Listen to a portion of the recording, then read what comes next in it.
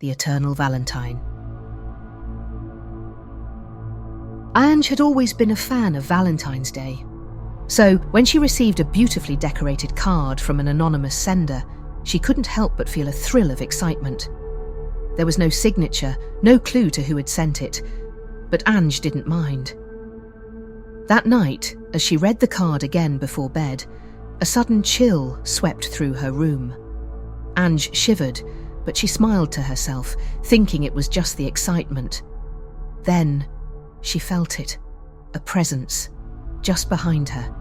The hairs on the back of her neck stood up. Slowly, she turned, and in the dim light, a faint figure stood in the corner of her room.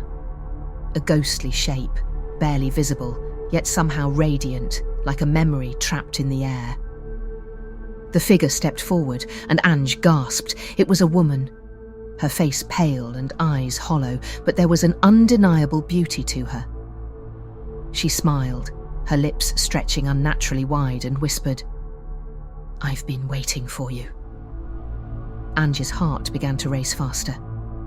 Who are you?" Ange whispered, her voice trembling. "I'm A. I sent you the card," the figure said, her voice sweet but sorrowful. Ange tried to move, but her body felt heavy, like the ghost's presence was seeping into her very soul. The figure stepped closer, her touch icy and cold as she caressed Ange's cheek. "You're mine now. I've waited so long for someone to finally answer my call." The ghost's eyes bore into Ange's, and she couldn't pull away. Her heart ached with an impossible longing. This was love, wasn't it? Ange tried to scream, to break free, but the ghost's grip tightened. "You belong to me now forever," she whispered. And as the darkness closed in, Ange realized with a shiver of horror she had become the new recipient of the curse.